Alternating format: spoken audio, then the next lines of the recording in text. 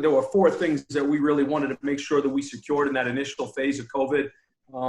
One was just for starters, be safe, follow the guidelines of the experts. We all have responsibility for social distancing. And then as far as being a successful student athlete, it was one was get into routine.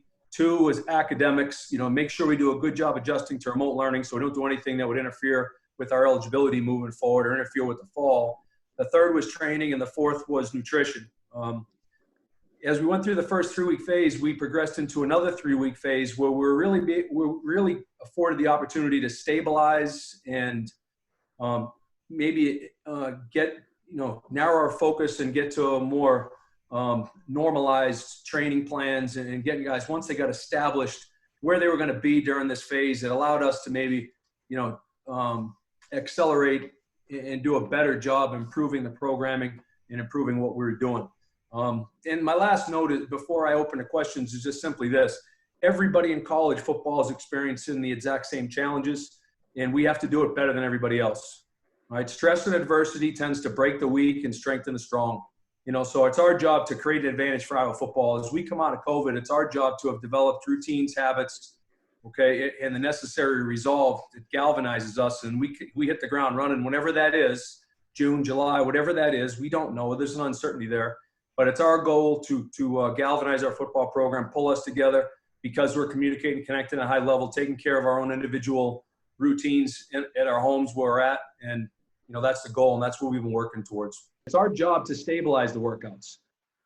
So this unique story about how a guy's doing something different, that's the idea, is to not do something different.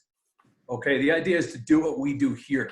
Okay, so it's up to us to reach out and connect with these guys, get them the equipment they need, the setup they need. So that's been part of the challenge, is just piecemealing, facilities together and opportunities for guys to do what we do here. We're not looking for new, unique ways. If there were unique ways to do or better ways to do what we do, we'd be doing it.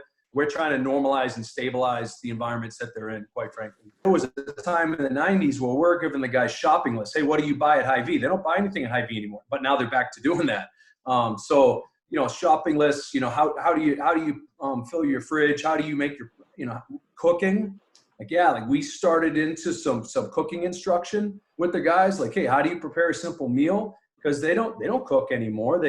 Whereas in those days that was normal. Also, the programming that you alluded to, Mark, just sending cards out and communicating with them, getting on the phone. How'd that go? Hey, how'd your last set of squats go? Do we need to adjust that? So these are things that we haven't done in a while.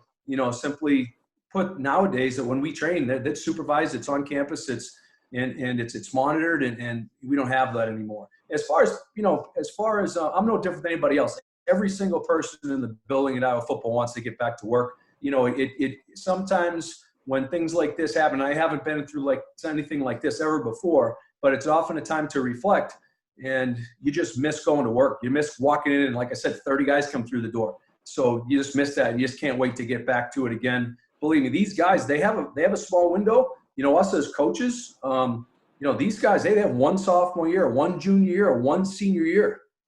All right, so that guy, this is his senior year. He wants to have a huge year. He wants to play in the National Football League. He wants you guys to be talking about them this time next year after the draft. And here he's locked out. So I have empathy for our players, and I just can't wait to see him and get back to work.